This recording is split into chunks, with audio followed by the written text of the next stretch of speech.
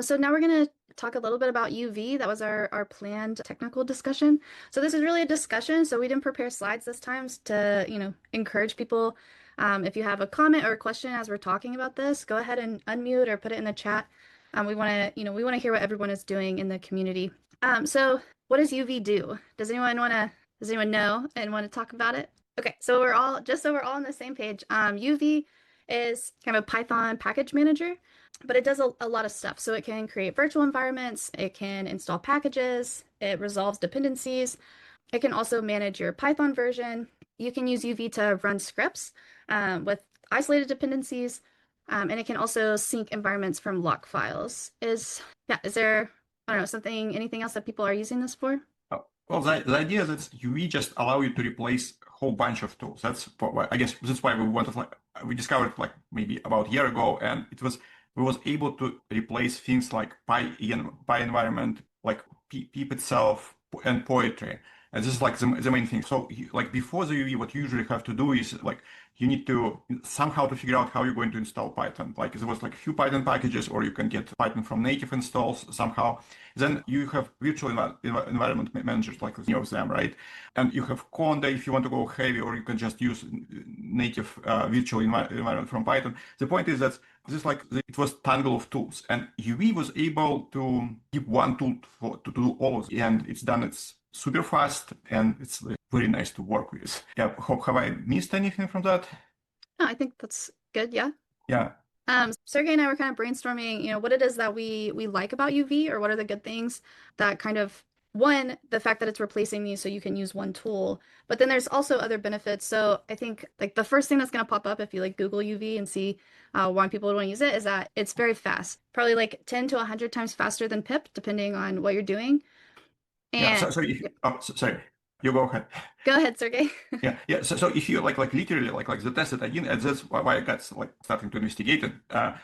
You can install PyTorch in 10 seconds or something like that. This is just ridiculous. We try to do this in Conda, right? So this was really awesome result, and people who wrote it, they really do care about the speed. They literally download doing multi-thread download and so on. So you really get the fastest install possible. This is really nice when you're playing with, say, you're trying to figure out what packages you need, what you don't need, and if you install something heavy NVIDIA package, you can take 10 minutes for a single iteration. So having this fast is really, really helpful. And some background on that too is that UV is written in Rust, so it's from Astral. And if people are interested in Rust, I think Sergey would love to give a future talk on that, or us have a discussion if there's interest in that. You guys can fill out that sheet I sent before. So another kind of benefit from UV, or a characteristic, is that there's a dedicated environment for each project. So I don't know, when I first started, we talked about Conda was what I used before, and when I was in grad school. And there's kind of this confusion of okay, I created an environment and maybe I'm using it for everything. Maybe, I realize, oh, this environment works for this. Oh, but I need this other thing. So your environments can get kind of messy. But this is, your environment would be for the project. Each project that you're working on would have its own environment. So I think that's just a bit cleaner. Yep. Another benefit is that it separates your concrete set of packages that you need from the package or the specific versions that it ends up resolving those packages to. So you have essentially all your requirements for the project. So that's going to be in the pyproject.toml file. And then you have a lock file that then has all the specific set of versions for those packages and everything that was needed. So one funny analogy that I saw this was for is your requirements are your grocery list, you need milk from the store. And then the lock file is going to be you bought whatever great value milk, whole milk that was, the very specific thing that you needed, and any of the additional requirements that were needed from that. Sorry for interrupt. So just one more. Another view, log file is what resolve end up with. So it's concrete version of where it got this package, and it's concrete version. Your requirements can still be clean, like I just want PyTorch, but it's resolved to PyTorch 2 something. That way you don't need to over-specify your environment when you're working with it. Common problem with Conda is that everyone was doing just Conda freeze, and it's impossible to, you can replicate it, usually, but adding something to this Conda freeze environment is just huge pain because you don't know which of these dependencies is flexible and which is not. Back to you. Yeah, does anyone have any questions about that? Does that kind of make sense? I got a little bit of a question. I've never used UV before. So is it something that you use on top of Conda? Like what's the interplay between Conda and UV? I've used Conda a lot for years. So Instead, okay. Instead, but UV is not full replacement. For full replacement, we was planning to talk about that a bit later. There is another project called Pixie. Let me outline what's the difference. So UV is if you have environments that does not require procedural setup, like you don't need to run scripts at the end, like you don't need to download something at the end, then UV is a way to go. But if you need something more complex, then Pixie is sort of like so UV is a replacement for PEEP-like environments, and Pixie is a replacement for Conda-like environments. Do you use UV just once before the code runs, and then so what's the usage pattern in UV? Usage pattern. So if you have your environments that you can fully define by, say, I need to install A, B, C, D, then you use UV. But if you have something more complex, like I need to install packages, then I need to download weights, then I need to run this script, and after that I can execute my package. Then you need something more heavy, which will be Pixie. UV is just a virtual environment handler. So it will install appropriate Python version for you. It will download and install appropriate packages version, and will allow you to run scripts inside this environment. Okay. And when you say this environment, are you talking like a environment? Or are you talking like? Well, underneath it's just virtual environment, like Python virtual environment, and it's bound. UV bound to project directory, and this environment will be inside your project. So basically, you will say like cd my project directory, and then UV run my script. I see. Okay. Yeah, and it's automatically activate the environment, automatically check if you change your environment, if you change requirement of your environment. If you did, it will wipe the old one and install the new one without you need to do anything. Okay, very cool. Yeah. So in Conda, pattern in Conda, that what we do is we say we have actions like install this for me or uninstall this for me. Here instead we have requirements. Here's the packages that I want to see. And UV handle everything else automatically. So, for example, if we change by torch versions, the next time you're going to run your test or run your script, it will see that, oh, this environment changed from specification. So it will wipe it out and create a new one that will match. Yeah. That makes sense. Yeah, and that way make it very convenient because you stop thinking about what have I installed, what I need to uninstall, and so you're just saying like, here's what I need to do, like data instead of action. No, that makes a lot of sense. Yeah. Go ahead. Yeah.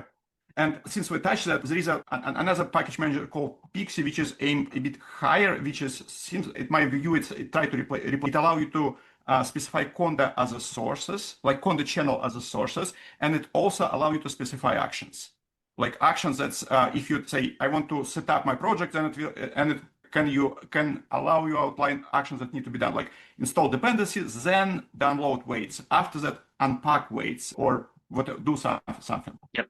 Yeah. And okay. DJ, and this is all new, like I think third generation of tools. So they clearly there is a clearly higher bar of how things supposed to work, like expectation. That was really refreshing. Yeah. So it works better. You don't have to run down Conda issues as much. I haven't seen that resolving endless resolving taskbar, right? Yeah. That's the thing. So far so good. Yeah. Cool. Thanks for talking about it. Sure. Peter? Yeah. Hi. With Conda, I know that many people do that, and I also did that you use PEEP on top of Conda to manage as much as I can with PEEP, and then use Conda for anything that I cannot manage with PEEP. Do you do the same with Pixie, for like use UV on top of Pixie, or is it actually that, or do you just Pixie without? So far, technically, inside Pixie, you can do both PEEP install and sort of like Pixie install. And this both seems to work so far. Pixie itself supports this. My understanding that they support it natively. My understanding that underneath it using UV, which is in turn emulate PEEP. It does not run actual PEEP at any point. From the blogs that I read, not blogs, I think it was podcast from UV authors, they say like they have to replicate exactly how PEEP work because to all the power in idiosyncrasies just to make sure that all the old recipes are working. Piotr, does this answer a question? Maybe I misunderstood the Oh question. no, I was more wondering if you create a Pixie environment, do you also use UV inside that environment? Because that's what I've been doing inside Conda. So I've been using pip to manage packages inside Conda and only using Conda manager for the packages that cannot be used with pip, because not everything obviously can be installed with pip. Yes, so but whatever I could. So for example, I was install NumPy and Matplotlib and stuff like that with pip, and install anything more complex with Conda, right? So, and I've seen many people do that. I was wondering if Pixie is somehow so much better than Conda that you don't even bother with that, or you still use in the Pixie environment. You can still use it, but it's much more transparent. Like you explicitly say I'm using UV, but my understanding is that what happens in the situation is that Pixie routing, when you have UV call, it's routing to inner UV that they use underneath. So Pixie under the hood using UV. So when you start saying I'm using UV, my understanding is that they actually route this to inner UV. Okay. Yeah, so it's kind of, you can use it, and it seems to be okay. Like that was intention. Like that was designer intention, if I understand this correctly. But by itself, Pixie also can install packages. But you need to like explicitly specify where they're coming from.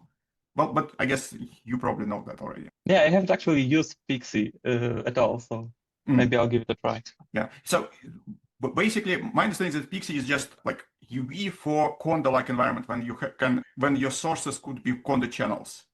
That's my understanding is design goal. And essentially, it's faster Conda, right? Well, yes, but also it's different in the sense that your virtual environment also in your project directory instead of being somewhere in the global file system. And yeah, so it's a sort of like iteration on Conda, if you like. Oh yeah, sure. More similar to like original virtual environments. Yeah, and it's like I would say they used idea from UV which people liked and just said like how we can. Problem with UV, you cannot install packages from Conda channels, and there is a lot of stuff right now only in Conda channels, right? And so to solve this, they created this separate tool. Okay, thank you. Sure. All right, I think this was a great discussion. I'm gonna cut it off here.